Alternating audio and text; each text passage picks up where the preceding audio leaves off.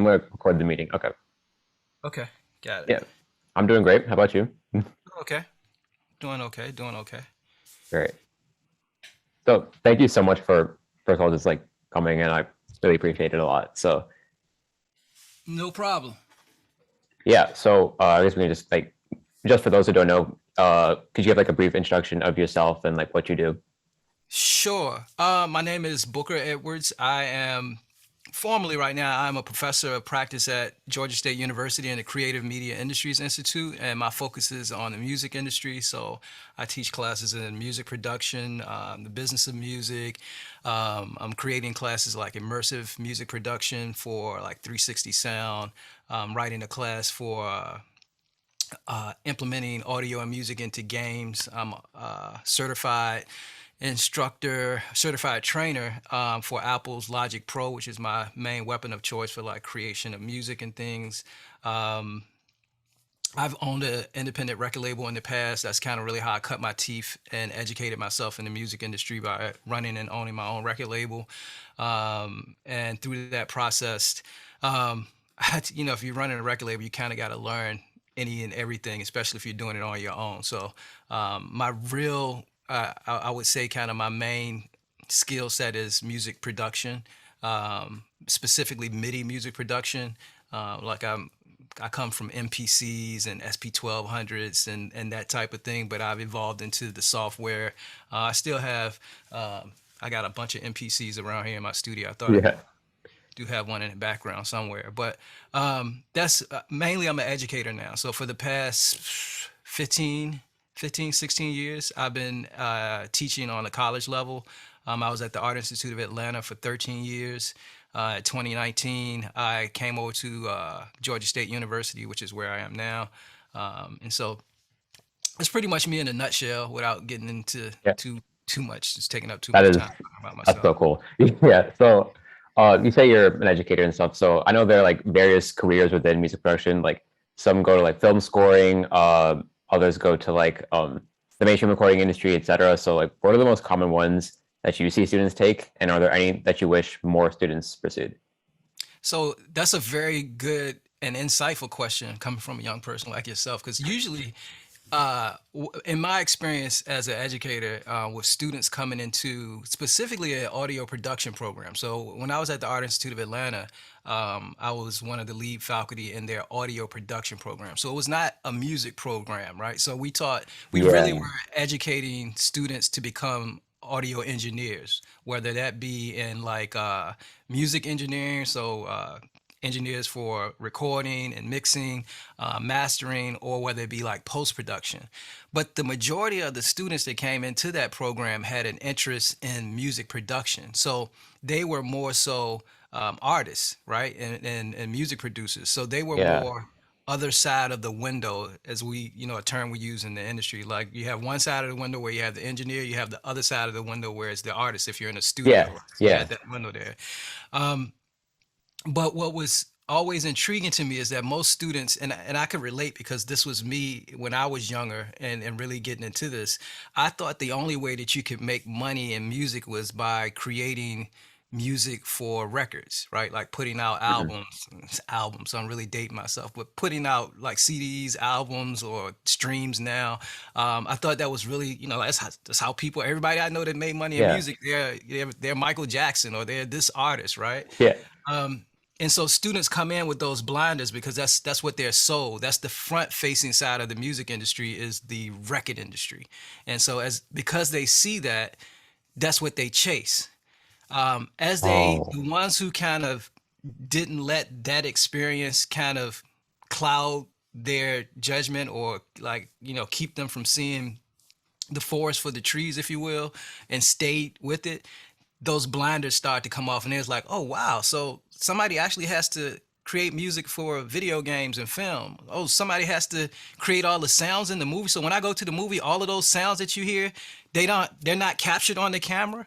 No, Yeah. somebody has to put all of that stuff in and sync it to that action. So once they start seeing that, then the light bulbs go off and the Yeah. interest because it's just stuff that you're not exposed to. As for the most of us, we are consumers. We Yeah. we Yeah. we love entertainment and we consume it. And a lot of us, most people love music, but some people want to create music. Um, People watch films and just consume them, but they have no idea of all of the other stuff that goes into the film. Like how the score is chosen, or who picks the music that goes on the soundtrack, or how does how do you decide what a footstep sounds like little Exactly. small Yeah. stuff that nobody thinks about, why and it shouldn't be thought about while you're watching. If it's done really good, you don't think about it because it just happens naturally and it sounds good and it fits, Yeah. right? Do you But think that line between like the different parts of like music production, like the different industries, it's a little bit blurry for like most of us, like including myself. What do you think that we should like be doing to like make it less blurry? Like, what do you think before we get to, like a recording school, like any sort of college program? What is there anything that we could do to like open our minds beforehand? no, and I don't think it's a bad thing that you come in with blinders on. I think that's what education is about, right? That's really Oh our yeah. job as educators, is to expose you to things you don't know. Otherwise, why pay your money to Yeah. go to college to be in a class with me, right? So Hmm. I don't we all have a very limited line of experiences as we're coming up, and some of us have more experiences, and just because of the benefit of whatever environment that we may come from, where we may have parents who are in a particular industry, or who have foresight to expose us to different parts and different parts of culture, and all of that type of stuff. But I don't it's not a bad thing, as you mature and as you age, you gain more experience and you start to figure out more things that you like. I mean, this is not just with like career goals, but I mean, just for instance, I'm sure, how old are you now? I think when I met you, you was like 15. Are you Yeah. 16? I'm still 15. So I'm assuming like what's your favorite food? I like seafood a lot. Like seafood, right? I would assume that by the time you're in your 30s, seafood may still be one of your favorites, but there are going to be a lot of other things that you like Yeah. just because you've been exposed to them. And that Hmm. exposure may come from, when you go away to college, you'll meet somebody that's from a different background that has a different set of foods that they've ate from their culture, and you try something, you're like, oh my God, Mediterranean food. Why didn't anybody tell me? Mediterranean food is like my new love right now. And My I just God. discovered it in my late 40s, right? I'm like, oh wow, so hummus and chickpeas and falafels, my head's blown, but I never knew Yeah. about it. But it's not a bad thing. It just wasn't something that I had been, shown or That's what. exposed to. Yeah. So I think the same thing is with careers and interests and all creative arts. And now we're at that time in music and in technology, where technology always drives like innovation in the Hmm. arts, specifically in music, right? So probably if you're 15, 16 years old, a little bit right before you was born, we went through kind of the last big revolution in music, where we went through the digital revolution. So from the late 90s into the early 2000s, we went from an analog world to this digital world. And when Yeah. we went into that digital world, it changed everything. It changed the entire music industry, how we sold records, how we distributed, how we marketed. It eliminated a lot of the gateway type of stuff that was in there, the gatekeepers, I should say, not gateway, but gatekeepers, Yeah. because Yeah. now you could, like, when you think about music, you say I can create music on my phone. I could finish the music on my phone, and then I could upload it immediately to my social media, to the world. Boom. So Exactly. you went through pre-production, production, distribution, and marketing in one device, right? Yeah. If you go back not even 20 years, that process was very different, right? So we create the record, and now it sits on a tape disc or on a hard Yeah. drive in our studio, right? Even if it's digital. Now I need to get it to the world. To get it to the world, usually the first thing we think is, well, how do we get it on radio? Well, to get it on radio, you got to have the right relationships, and then you got to figure out why they should play your record instead of playing the big, I don't know, Jay Z DMX record, if you're talking about hip hop at that time. Yeah. Why would they play yours? And then if you get that there, then now how do I put the product in the store? Now I got to go to a store to say, hey, I Yeah. got this record playing. Don't you want to sell it because people want to buy it, right? So Hmm. there are all of these things that you had to figure out, and if you're doing it independently. And if you weren't doing it independently, that's when you sold, a lot of your rights away so that you could have a relationship with a record label, because they had the machines, the manufacturing, the trucks, the airplanes to distribute your music, the relationships with all of these record stores all across the country, the relationship with media outlets like MTV to market your music video and all of that type of stuff. And Yeah, now you can shoot the video with your phone, you could upload it to Vimeo. I mean, it's just crazy. And so fast forward, here we are, 22 years later from that revolution. And now we're in this next one where we're talking about things like NFTs, the metaverse.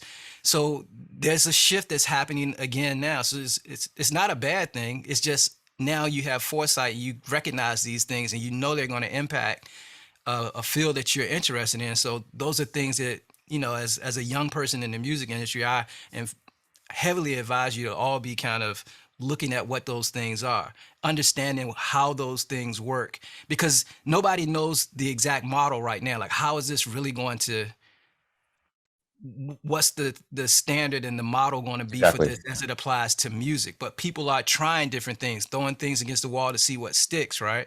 Hmm. Uh, but it's definitely going to be a player, right? That whole Yeah, yeah. NFT, non-fungible tokens, Hmm. and there's a lot of promise in that too. So Yeah, I agree. uh, it's just it's a cool time, man, and that keeps me excited. As you can tell, I'm probably talking way more than you want me to, but I'm excited about this type of stuff because it keeps me young. You know what I mean? I Yeah, get to yeah, talk to people. I'm talking to a 15-year-old about music, right? And you know about all the stuff that I'm talking about because it's natural to you. In yeah, my generation, I taught my mom how to use the VCR, right? Like I was very smart because I could teach her how to yeah, make the VCR record her soap operas. That yeah, because I was akin to technology. That was the yeah, yeah, technology at the time. And now you guys, if you talk to your parents about NFTs or Bitcoin or all of that type of stuff, a lot of your parents are like, "What are you talking about? Like, that doesn't make any sense. It's not in the yeah, real world. Things exist out here. I can touch you. You're real." But that is part of what life is going to be. And I have some of exactly. that sentiment also, like, things happen in the real world, but also things happen in this digital world, in this metaverse. And if you don't pay attention to it, you kind of get left behind.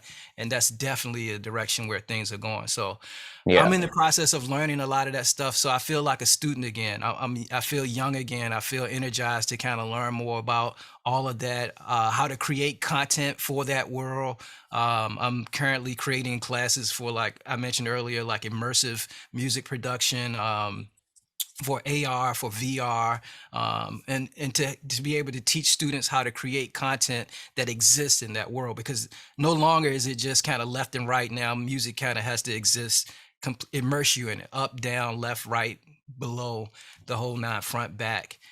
So it's exciting, man. I agree. Yeah. So also, I know you've worked with people like Pusha-T and Trey Songz in the past, right? So I was wondering Yeah. how you like went about getting those placements, and like if you have any advice on like what other up and coming producers should be doing to like get industry connections and get the placements. So there's a lot of luck involved in placements, but more than luck, uh, relationships and hard work. So there's a saying, I'm going to mess it all up, but there's luck is when opportunity meets preparation. I think I got it right. When opportunity meets preparation, that's actually what luck is. So the opportunity is like you never know when that's going to happen. But when it happens, if you're prepared for it, then you get lucky. If you see what I'm saying? Yeah, yeah. If So the opportunity shows up, but you ain't prepared for it, it's not.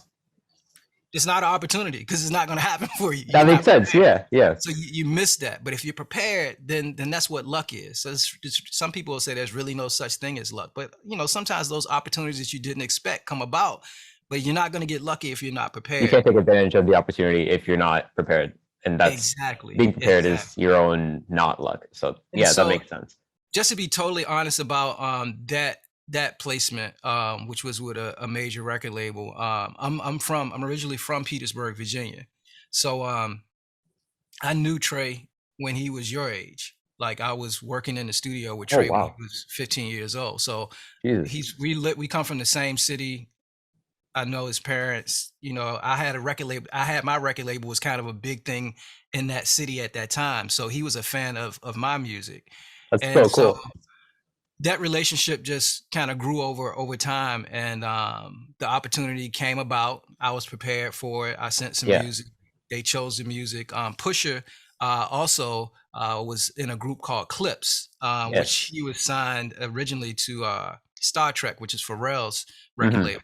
Yeah. Um, and that while that was going on was the same time that my record label was going on. So we were kind of peers in the music industry in Virginia, and we knew each other, but we never did anything together back then. So fast forward, I guess that would be, what was that, 14 years later, that all these paths kind of cross, right, where I Yeah. did the beat.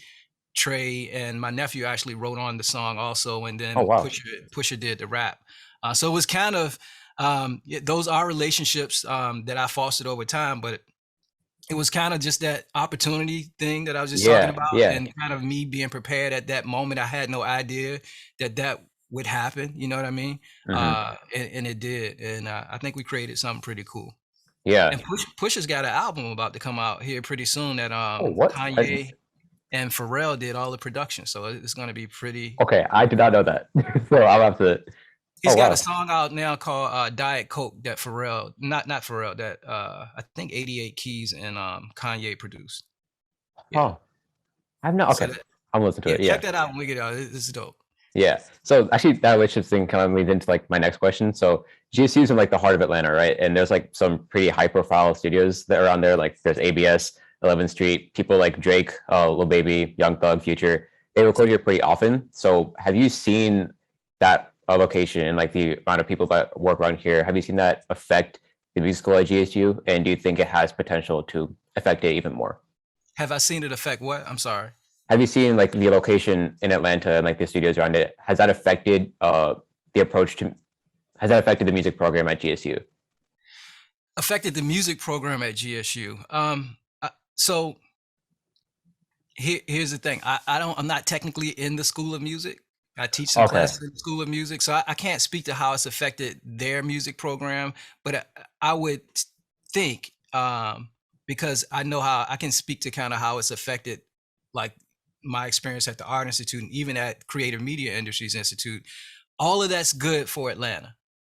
Like Yes. all of that is good, not just for the universities at Atlanta, but also just Atlanta as a whole. You've seen the like the clothing line and the saying that Atlanta influences everything, right? So Atlanta is the sound of popular music, right? I don't care whether it's pop music, whether it's rap music, whether it's R&B music, whatever. That sound that you hear is the sound of Atlanta. Like the whole trap influence, Yeah. the 808s and all of that, that Exactly. resonates from here. And so those studios and the artists that come out of Atlanta that bring and attract other artists, like you mentioned, the Drake and those type of artists that come here and record with the artists that are here, that just boils over into everything else media and entertainment related in Atlanta.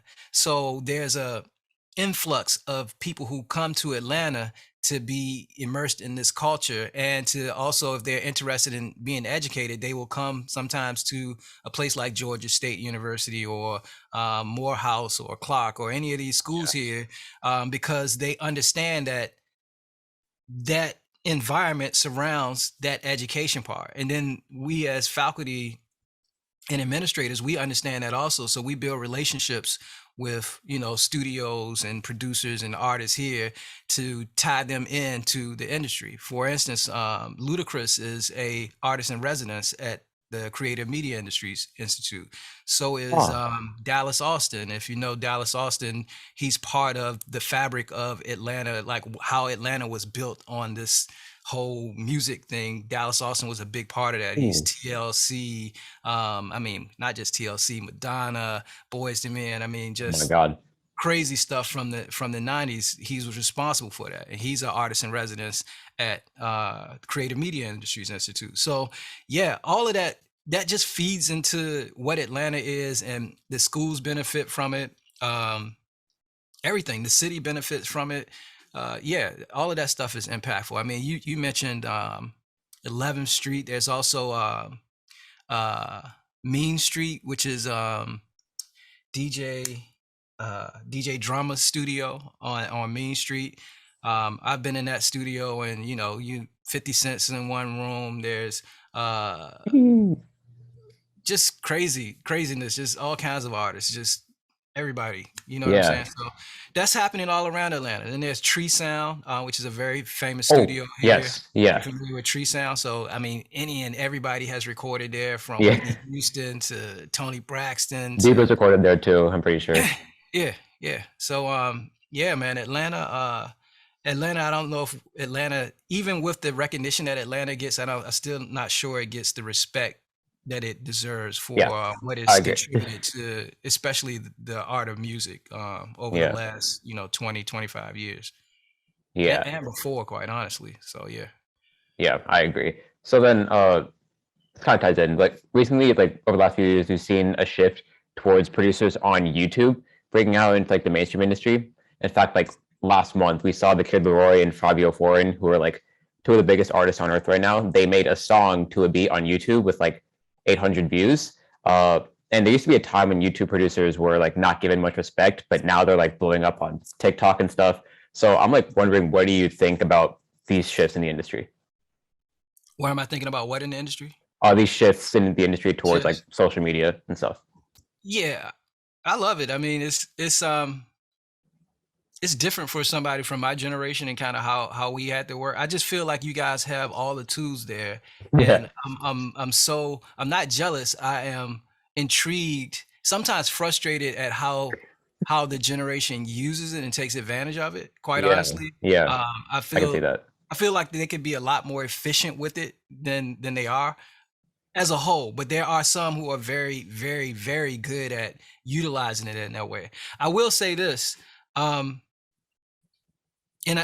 this doesn't apply, anything I said doesn't apply to everybody, but this applies to kind of in general how I feel about sometimes what I see online with young producers.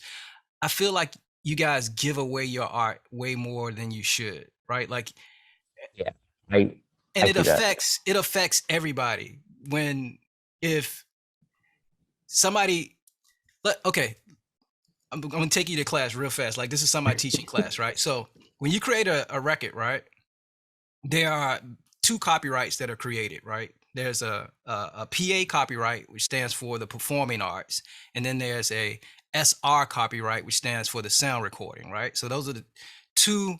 If you create any one song and it's recorded, those are the two copyrights that are filed with the copyright department in DC, right?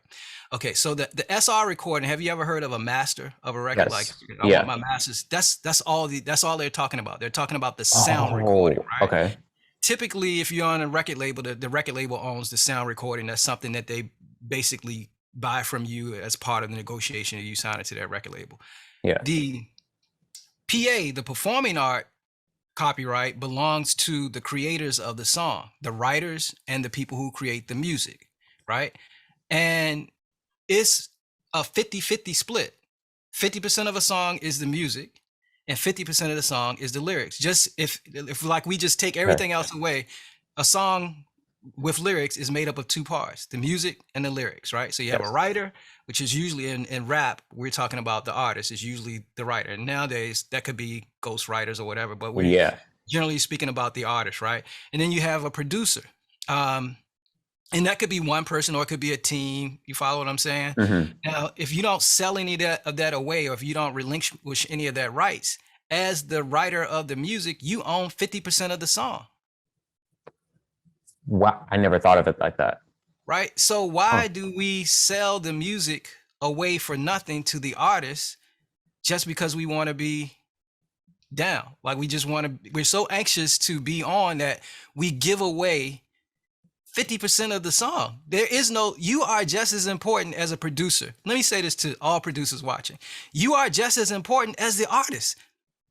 And I'm biased. I'm going to say probably more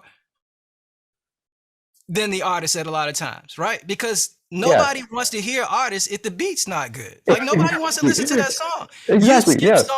You skip songs because the beat is not good, right? So if you're listening to a I song where agree. the beat Yeah. is not good, you skip. You don't get to the lyrics if the beat is not good. The beat can So carry the artist, not the other way around. It's like, exactly, the beat has to get you to the point where you understand what the artist is even saying. So why, if we are that important to a song, why are we selling our music for $25 or leasing it for 25 here and then selling it completely with all the rights for 500? Like, and I know sometimes, like, if you don't have any money and somebody offers you $1,000 for your beat wholeheartedly, $1,000 seems like a lot of money. That one song could be Old Town Road, right? So we're talking about artists, people who made beats online and things, and then an artist finds it and they connect, right? So you have Lil Nas X, he broke out with Old Town Road, which was a song that he got from, I think, a beat maker that was on YouTube, if I'm not mistaken, right? And just imagine if he had gave him that beat for $1,000. okay. Right? Or $50. I mean, like, I've seen all kinds of stuff online. So all I'm saying is, I respect the hustle, but also respect your art. Like, respect what you bring to the table as a producer. We don't have the respect, and I say we because I'm a producer also. Producers don't have the respect in the game that they used to have, and that's wrong. Right. So in my era, the producer was like, if you wanted a hit, you had to go to the Neptunes, you had to go to Pharrell, you had to go to Swiss. You know what I mean? Like, you had to, like, these guys put the stamp on. If you had a record from Teddy Riley, or you knew what, it was out of there, period. Right. Yeah. And they came and they had a price. Now, and so this is where I will start to sound like an old man. Now, because of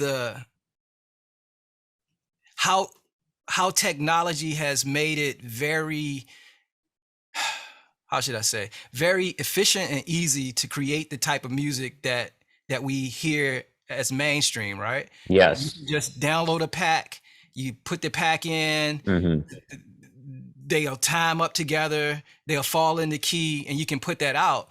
If that's where you are, then your run will be limited. If that's all you know, then you will limit yourself. You may get that hit and you may break out, you may make some money, you may get very lucky. Pharrell is still one of the top producers, and he's 20 some odd years in the game. Yeah. So we're talking well, really, if we go Pharrell, we're talking 1990, like, we're talking Rump Shake. He was working with Teddy Riley when he was in high school. So we're talking like 91. You follow me? He's still doing big records. He's still Pharrell, yeah. That's because Pharrell has an understanding of music, right? So he can pivot when the sound. So when that sound that you're doing becomes not the thing, what do you do? That's a really good point. Yeah. Like, how do you pivot if you don't understand music? If you understand music, it's not an issue, because now not only am I not trying to create the sound that everybody else is creating, because I have my own vision and I can bring my vision to life. But I could jump over into different genres. I could say, oh, you know what? I'm going to score a movie and do it, right? Exactly. You can't score a movie using packs. You just can't. Like, because the movie is literally going to determine, the director of the movie is going to say, at this scene, at this point right here, when Denzel says this line, I need the emotion of the movie to switch, and you have to make that happen right now. How do I make these people feel that type of anxiety, energy, sadness, anger that Denzel is finishing?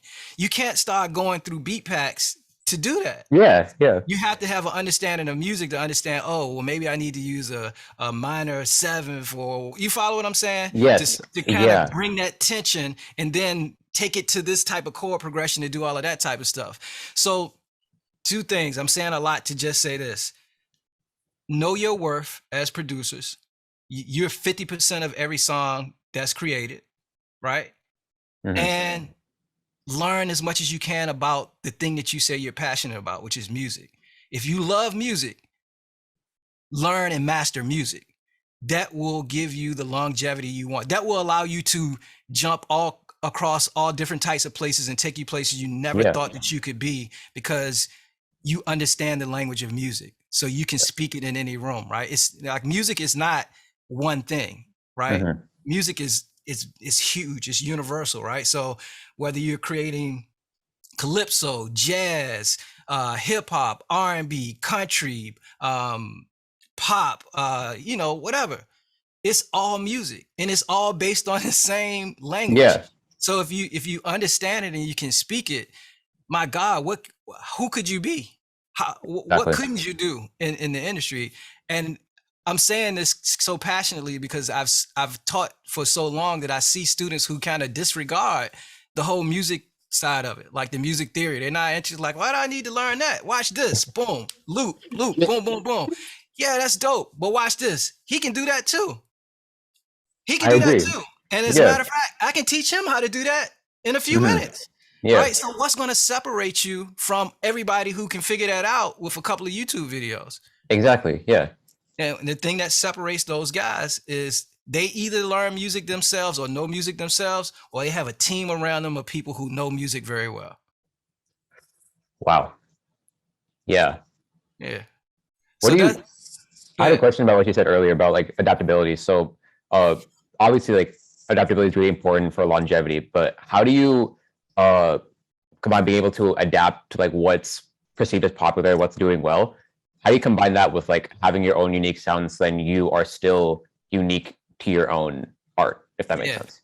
No, it makes perfect sense. That's a great question, but that's exactly what a producer does, right? That's the role of a producer is to figure out how to create something that's commercially viable without sacrificing the your integrity for who you are as a musician or as a producer, as an Yeah. artist, right? So Hmm. anybody who signs to a record label, anybody that has a record label, they have a goal of selling records, right? So Hmm. people who say I just make music because I love it. No, you don't. If you make it and you try to put it out here for people to buy, you're trying to sell that. So Hmm. if you're trying to sell music, you have to understand and respect what the market is. So don't get me wrong. And what I'm saying is like that there's a sound, you have to respect that sound. If that sound is working now and you're in the business of selling music in that market under that genre and this is what's happening, you have to be knowledgeable of that. But then you also have to figure out, I feel this way anyway, how can I implement some of that and still keep a lot of who I am and what I sound like with that, right? So now I have something that, there's a sprinkle of, these 16th triplet hi-hats that work in all the trap music in Yeah. here. But listen to this crazy jazz chord progression that's over top of it that you haven't heard in a long time, at least not in Hmm. this way, with 808s playing a bass melody that Yeah. kind of brings all of that stuff back together. That's that's the challenge of every producer that's ever picked up a drum machine, keyboard, sampler, or piece of software is to figure out, because initially when you come in, you're going to sound like what you listen to. Exactly. We all do that. There's nobody on this earth that has started, except for, I guess, if you go back and find the first person who ever sung or created a song, then that person is the Then. originator. Hmm. Everybody else heard him and was like, huh, start riffing on that and then make something Exactly. new. Start Yeah. riffing on that and make something new. So the challenge is to, yes, listen, be aware, but figure out who you are. Like, again, old man moment.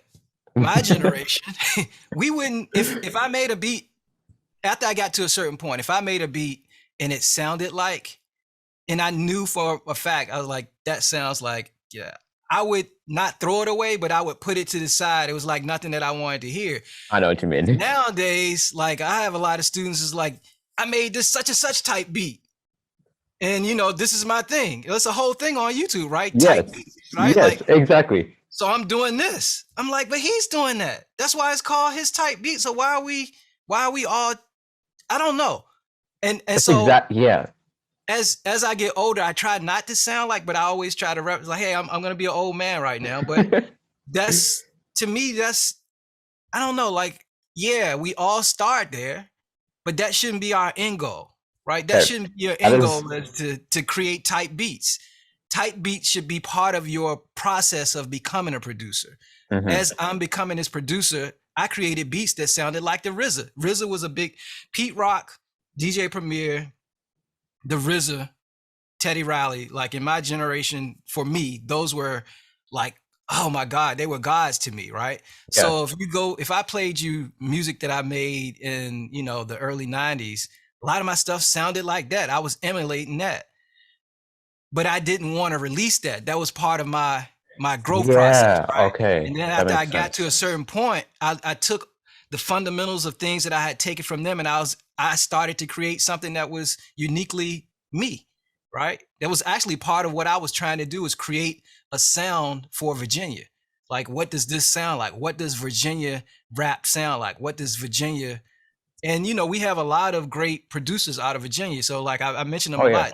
Teddy, Teddy's technically from Harlem, but he set up in Virginia. But Pharrell, Timbaland, right? And if you look at Mhm. them, they both have very unique sounds. They both Yeah. have very unique sounds but it that didn't really cross each other to Yeah. kind of sound the same. You know what I'm saying? Do you know So who do you know who Nick Mira is? say that again, Dick who?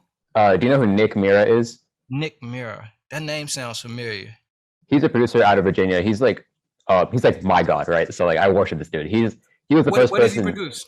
He produced he was the person who made like Juice World famous and like started the whole guitar rap kind of thing and like the Okay. emo and pop rap thing. So I think that kind of ties up with what you were saying before. Like he started off making type beats on YouTube, but then when he found Juice World, he then decided to make stuff that would be a different style that nobody else was doing. Right. So, So you say he did Juice World stuff. yeah, like He's Lucid out of Dreams. Virginia? Yeah, Richmond. Oh wow. I'm from Petersburg. It's like 20 minutes south of Richmond. Yeah, he I did need to like know this guy. What's his name again? Nick Mira, and actually he and someone named Taz Taylor, they founded this group called Internet Money, which they're like basically this like band of type beat kids, right? So they're the ones who were kind of responsible for better or for worse for like starting this whole type beat revolution thing where like Mhm. everyone's on the one hand it's great because like you have teenagers in their bedroom making songs that go platinum and stuff, but then Right. on the other hand it's like stuff becomes oversaturated over time. There's only so many artists that you can replicate. Yeah. There's only so many ways you can replicate them. Right. Because it's the same thing over and over again. Exactly. Yeah. Yeah, so the internet and technology kind of feeds into the cycle of that, right? So you see the Mm-hmm. success of a few, so more and more people try to do the same thing, which you're now, like you're saying, you can't create it but so many times. You're behind. Once that's done, you got to do something else because Exactly. it's already been done. Um, but I'm not mad at anybody's hustle either because if you figure that out and you can get there, I like to think about longevity because one hit can change your life, but one hit can also make you a one hit wonder. That's You know what I mean? So you have yeah. to figure out how if you love it, you want to continue to do it and be able to feed your family. And continuing to do it doesn't always look the way you expect it to look. Like speaking from I'm 50 years old, right? So speaking from the perspective of a 50-year-old person who's been doing this literally since I was 13 or 14, I've always been interested in music. The path I saw as a person your age is not who I am today. Like I never thought that I would be an educator. But I'll be honest with you, the passion I have for teaching young people about music production feels a lot like I get the same kind of adrenaline rush from it that I got from making records in a lot of Yeah. ways. Now, if in a candid moment, I'll tell you that in a perfect world, I would have been, the next Teddy Riley or whatever. That was my ultimate goal. But then it came a time where it's like the hustle of it and my family situation dictated I needed to do something else to be able to take care of my responsibilities, right? Yeah. So I had to pivot, but I didn't pivot so far away from it that I'm not still entrenched in it. And you follow what I'm saying? I know exactly. Yeah, I know I what you still mean. have, so like longevity is not always like I'm gonna be Pharrell making music for 25, 30 years, but you can still be involved in music and feed your passion in so many different ways. That's kind of the blinders coming off and like, oh, wow, like I've been uh I've worked on films. Like I've done music for television. Like I never thought that any like Yeah. what like who's gonna do music for TV? That's not what I do. I make records.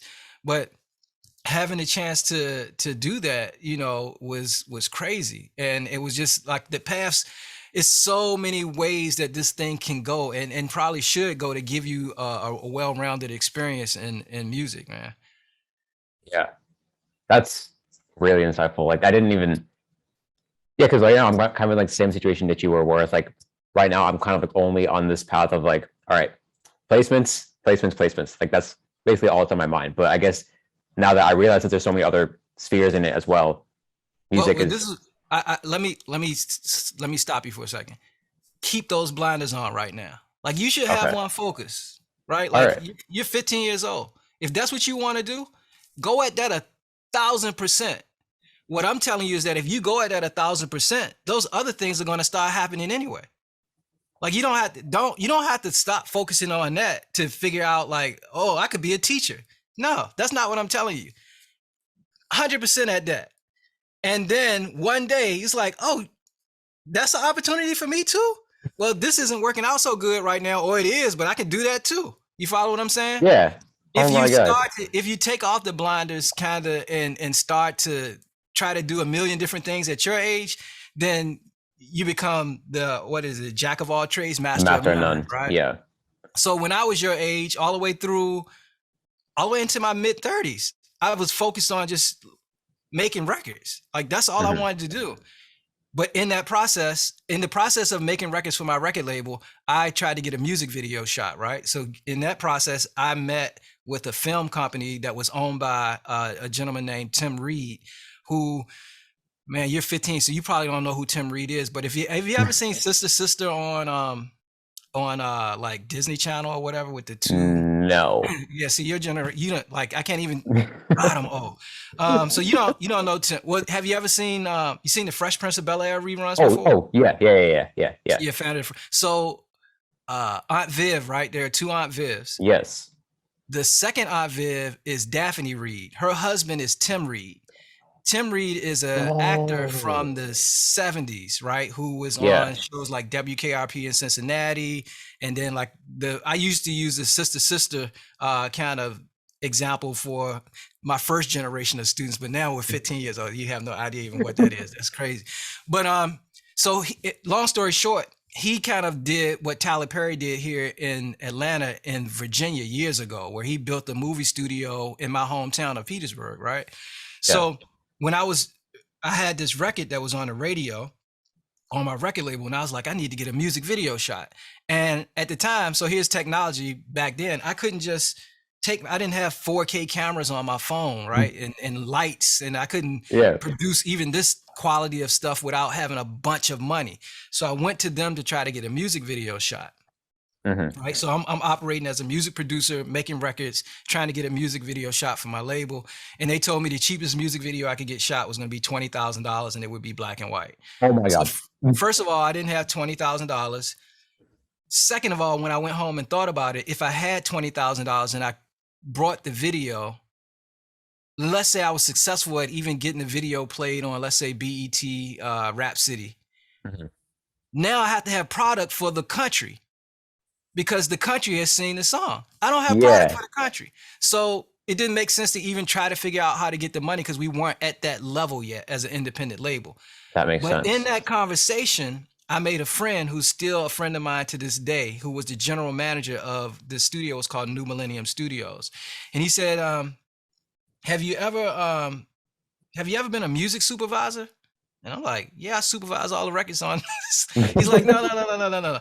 Music supervisor, where you pick songs for films and you help find the right music for a film. And I'm like, no, I said, that's a thing? Like they pay somebody to do that? He said, yeah. He said, I got a film with this young director from LA and this young actor. This is an actor, a comedic actor named Barry Bowes. He went on to do a couple of things. We're doing this film that we've got distribution for. And because I know you know the music market here in Virginia, I would like you to be the music supervisor for the film. So I wasn't thinking about ever doing or being a music supervisor, but now here's this opportunity. Of course, I said yes, but I'm scared as hell because I don't know what to do. I've never done it before. Exactly. Yeah. Right. And so I met with the director and the producer, and they had all of this temp music in the movie that they couldn't afford to license. Right. So they said, we want music that sounds like this, like this, like this. I, the music was so diverse that I didn't have the skill set to create all of those different types of music, nor did I want to go in trying, because they didn't ask me to create the music. They asked me to find artists who did the music. So I went out and found Yeah. artists who did those types of songs to replace, the Beyonce song you got in there, or the old Hmm. Marvin Gaye music you have. Hmm. I found those artists and I placed one of my songs in that movie, right? There was a scene at a wedding. I placed one song in. Fast forward 2 years later, that movie gets picked up by Showtime, and it goes on television, right? Yeah. And I'm not thinking about it, but fast forward another year later, I get a check in the mail. Nice. So the check comes from my publishing company, from ASCAP. I have the song that I put in the music in the movie. I own 50% of that song because I did the music, Hmm. and the artist wrote the lyrics.